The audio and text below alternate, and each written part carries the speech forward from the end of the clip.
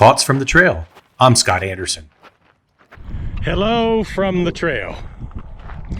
In a world full of comparisons, we can easily find ourselves getting depressed or getting disappointed, feeling less than, or even frustrated when we look around and see the accomplishments of others.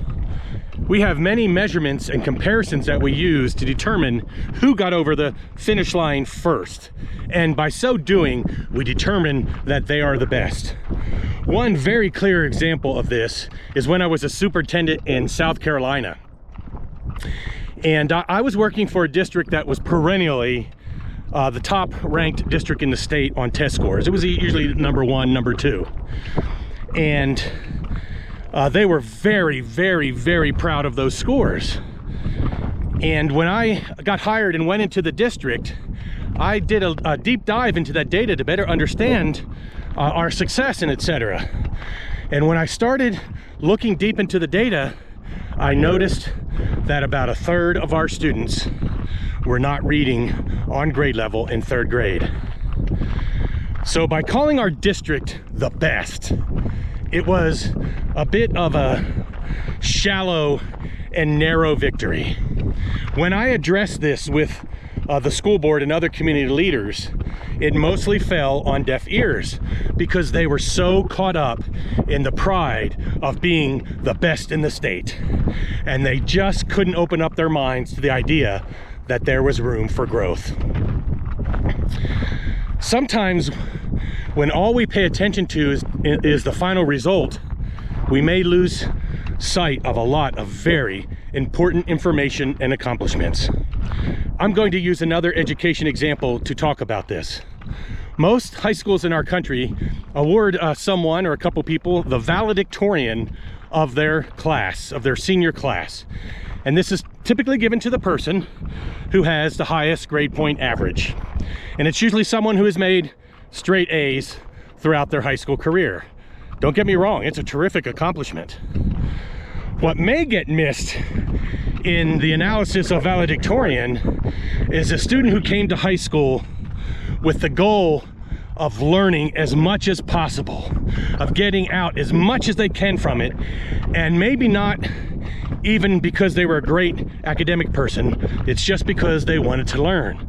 So they took every possible math course, calculus, all the advanced placement courses, foreign language, everything they could, knowing that they weren't academically a superstar, but because they wanted to learn. And perhaps they end up with a 3.0 average as a result. That student busted their butt, and they learned a lot. They worked really hard and accomplished their goal of getting as much as possible out of their high school experience. And they had personal and academic growth during the 4-year period. This type of success is typically not rewarded in many situations.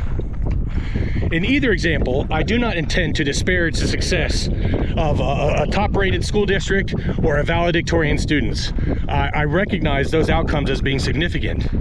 But in digging and having a better understanding, it is also important that we recognize the growth as maybe one of the most important factors in our lives. In my opinion, growth is the achievement.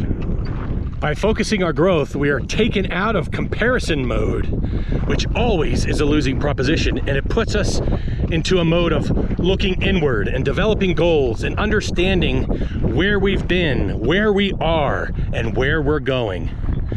Many of us have experienced tremendous growth in our lives in one way or the other. And some of that may have gone unrecognized by others, and worse yet, unrecognized by ourselves. Allow me to encourage ourselves, and me and you and everybody else, to be more aware of the growth in our lives. I'm not suggesting ignore the outcomes. They're important, but let's elevate the understanding of growth, where we are growing, and let's shine a bright light on that in whatever situation we find ourselves.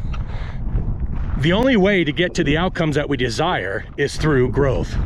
So let's open up our minds and our hearts to the idea of recognizing and celebrating growth. That's what I'm thinking about today. I invite you to do the same. May we be blessed as we consider this. And I'll see you next time on the trail.